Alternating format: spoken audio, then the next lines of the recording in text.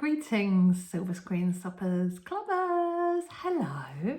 It's getting wintry here in the UK, so I've got my woolly jumper on. It's time for the winter warmers. This month we're having a Vincent Price watch party, Theatre of Blood. It's a very funny film.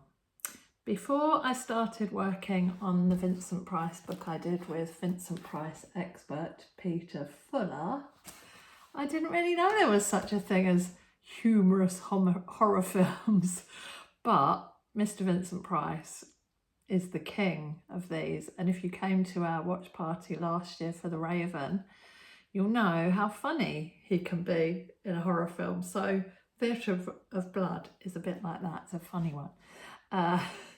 Shakespearean speeches and all kinds of shenanigans go on. It's great.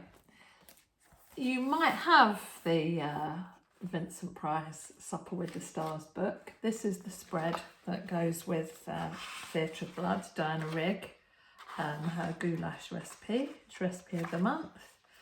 And, you know, there's some glorious pictures that Peter sourced for the book. This was a limited edition colour version, but you can get a black and white version, paperback version on Amazon. The original ones, the colour ones, all sold out because they were rather fabulous.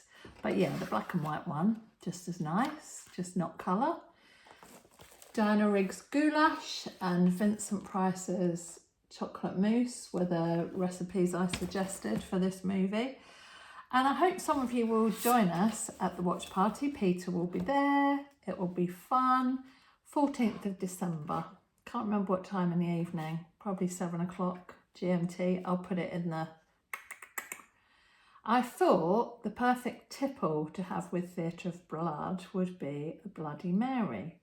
Now there are 2 Vincent Price recipes for Bloody Mary. I'll tell you about the second one after I've done a demo of the first one, which is a bit more elaborate. This one featured in the mighty Treasury of Great Recipes. This book, as you can see, has been well used by me. It's massive. It's brilliant. Oh, if you ever see one of these in a charity shop, buy it, my friends. It's just a fantastic book. I just cannot say enough good things about it. You hear Vincent's voice reading out the introductions to all the recipes in your head. He's a wonderful food writer. It's just a glorious book. Loads of amazing recipes. I've cooked quite a lot of things from this book. And a lot of those recipes have made their way into this too. Okay, so how does he make a Bloody Mary? He says, we like to serve Bloody Marys before lunch, especially in the summer when my Mary, that's his wife Mary at the time, before Coral Brown, who you'll see in Theatre of Blood, stole him away from Mary. When my Mary and our sun-loving friends melt around the swimming pool, I retire with my drink to the fern garden, where the cool greens make a lovely background for the orange-red Bloody Mary, and I can sip it while contemplating a new fern frond unfurling. In brackets, try saying that after one of these. I couldn't even say it without having had a Bloody Mary yet, so I'm not going to try it after I've had one, or maybe I will. In the Treasury of Great Recipes, there is actually a photograph of their swimming pool. It is rather spectacular. Here we go. Da, da, da, da. There's their swimming pool where they'd have their Bloody Marys. The photographs in this book are just brilliant. And look, now I've lost my place for the Bloody Mary. I'm going to have to look it up. I've made quite a few, oh here we go, I've made quite a few of these in the past because I really like Bloody Marys. Mr. Rathbone, my other half, doesn't like them, but he's not around this weekend. So I'm going to make half the recipe because his recipe serves 4. So I'm going to make half the recipe and I shall drink one now and I shall drink one with my brunch tomorrow, Saturday. I'm having a writing weekend this weekend, working on my next book, so I think Bloody Mary to fuel my writing session tomorrow is a good idea. Without further ado, let us get on with it. So he says, in a large pitcher, well, I'm going to make it in my big glass jug. This was my mum's. It's very precious to me. 6 jiggers of vodka. Well, I'm doing half, so 3 jiggers of vodka. I'm going to make it in this jug, even though I'm only making 2, just because it looks nice. Big jug of Bloody Marys. So I'm going to do 3 jiggers of vodka. Here we go with the second one. Number 2. This Bloody Mary has a special ingredient which may be a bit of a surprise to you when we get to it. 3 jiggers of vodka, 3 drops of Tabasco for 2. So here's my Tabasco. 1, 2, 3. I quite like spicy drinks, so that is fine by me. 3 dashes of Worcester sauce. I eat a lot of this. It's probably got loads of salt in it. That's probably why I like it. 1, 2, 3. 3 dashes of Worcester sauce. 3 tablespoons of lemon juice. I already squeezed my lemon. I had quite a smallish lemon, but it was 3 tablespoons from 1 lemon. So in that goes the lemon juice. And then 1/4 teaspoon of salt, 1/2 teaspoon of freshly ground pepper, and 1 teaspoon of sugar. I've got all those together in my little pot, so I'll pop those in. And apart from the tomato juice, this is the final ingredient. Can you guess what this is? I've got a big tub of it. I only ever use it for this. What do you think? It's not salt and it's not sugar. What is the mystery ingredient in Mr. Vincent Price's Bloody Mary? It is, drum roll please, monosodium glutamate, MSG, baby, MSG. So for 4, he calls for 1/4 teaspoon of MSG. So this is my 1/8 of a teaspoon measure, and in goes my MSG. So I bought this specifically for Vincent Price's Bloody Marys, and this was the smallest amount I could get in the shop. I've only had about probably a tablespoon out of that. It was a massive, great big bag. And when I took it to the counter, the man said, "Don't eat it all at once." What would happen if I ate all that MSG at once? Right, okay, so they're your extra bits and bobs for the Vincent Price Bloody Mary.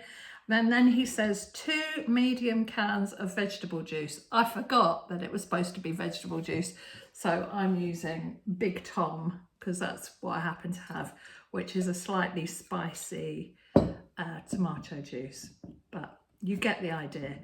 Not exactly sure how much a medium can of vegetable juice would have been in the mid-60s when the Treasury came out.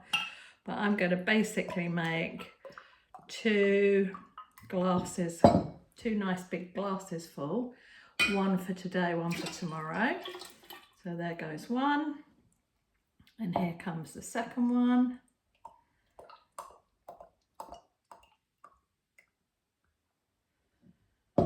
Oh, I'm looking forward to this actually. I do like Bloody Marys, and I quite often have a Virgin Mary sometimes before dinner, just to whet the appetite. So no vodka, but lots of nice spicy bits and bobs in it.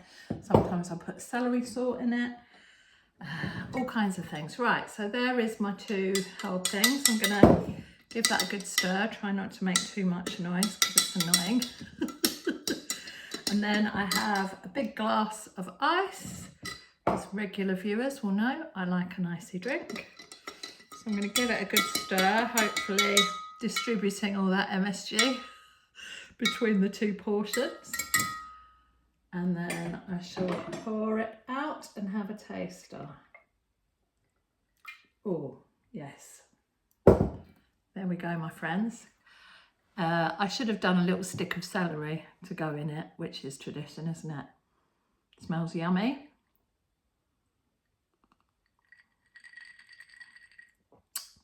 Oh, oh yes, that's good. Actually, I can taste the lemon juice. That's nice. I don't usually put lemon juice in my Bloody Marys, so that's good.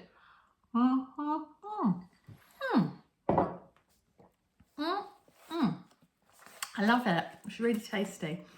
The other version of a Bloody Mary that Vincent Price offered to us via the medium of a print advertisement was when he was a spokesperson for Angostura bitters. Loads of people have a jar of this in the back of their cocktail cabinets or the back of their cupboards. They last for ages. So they are in the Supper with Stars book, some of the adverts he worked on. They're great because they're a recipe for something plus a cocktail. I've demonstrated a few of these along the years. So these four, there's a stew, a recipe for a stew, a recipe for Chinese chicken, a recipe for pork chop dinner in a pot, and one for unwealthy Wellington. And this is the one that is accompanied by a Bloody Mary, and he calls them his zippy Bloody Marys. They are 3 ounces of icy tomato juice, plus 1 jigger of vodka and 2 dashes of Angostura. So that's a sort of simpler version of a Bloody Mary that he recommends. They are also good, but I would say this has got more complexity of flavour. It's very nice.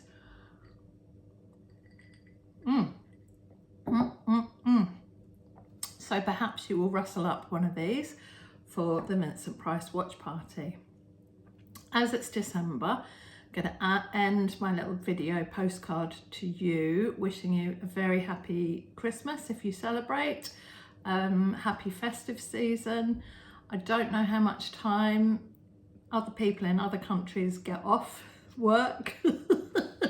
Here in the UK we get Christmas Day and Boxing Day, which is day after Christmas, so that's nice, a bit of an extended holiday for us there, and then we get New Year's Day. So my lovely friends, I'm going to sign off by saying thank you for supporting my writing financially so that I can buy big bags of monosodium glutamate. If I ever run out of this, it will be you guys that have paid for another bag of it. Yes, I really appreciate your financial contributions. It helps me to do all these mad cooking experiments. Wishing you a lovely end of 2025 and all good things for 2026. So cheerio from me on the south coast of England, and lots of love to you, my benefactors. Ciao for now. Bye.